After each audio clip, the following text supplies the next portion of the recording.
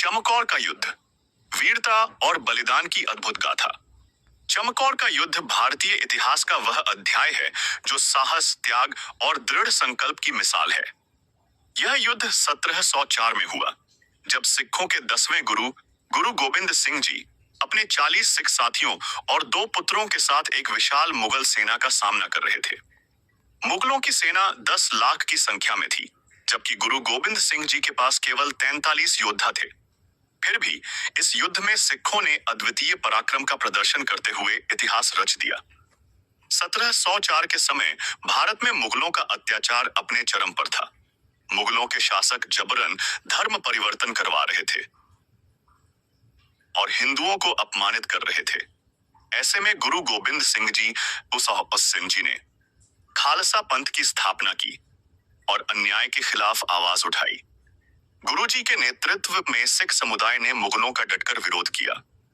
मुगल शासकों ने इस विरोध को कुचलने के लिए अनेक प्रयास किए, लेकिन वे गुरु गोबिंद सिंह जी को हराने में असफल रहे।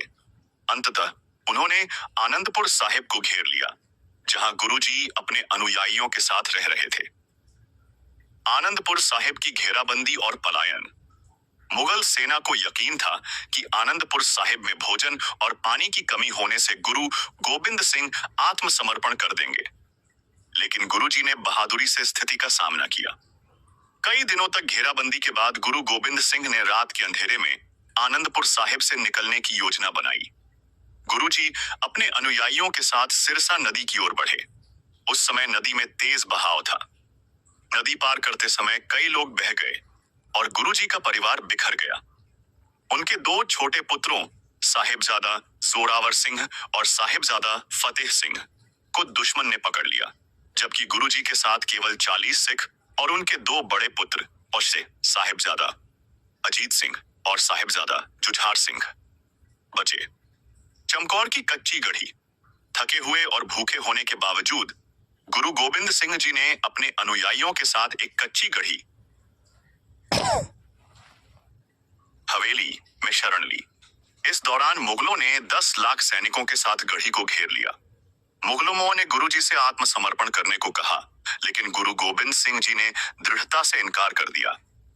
उन्होंने कहा, हम लड़ेंगे,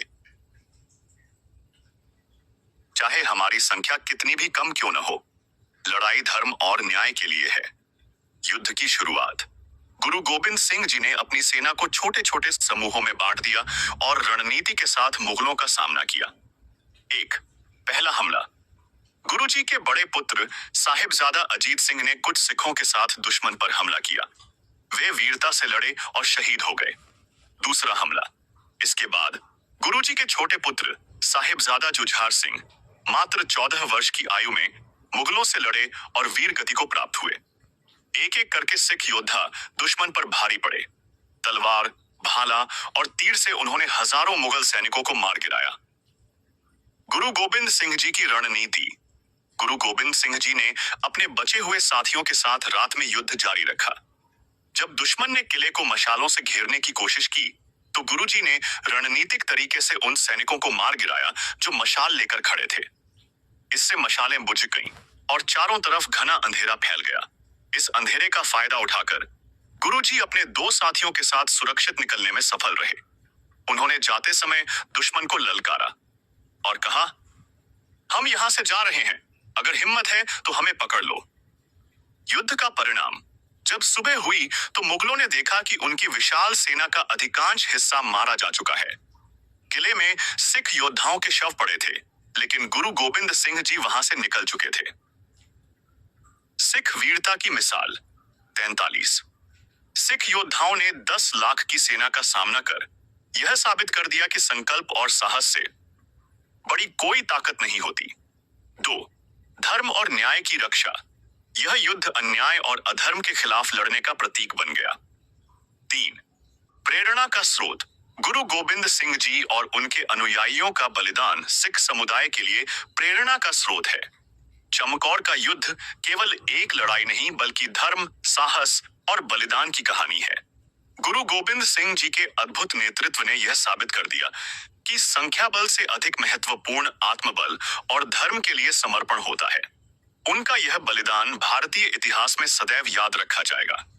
चैनल को 12 महीने तक सब्सक्राइब करके मेरे चैनल के सभी वीडियो पूरी तरह देखते हैं तो मैं आपको 12,000 रुपए का इनाम दूंगा। इस ऑफर का लाभ उठाने के लिए अभी मेरे चैनल को सब्सक्राइब करें और वीडियो तोड़ें।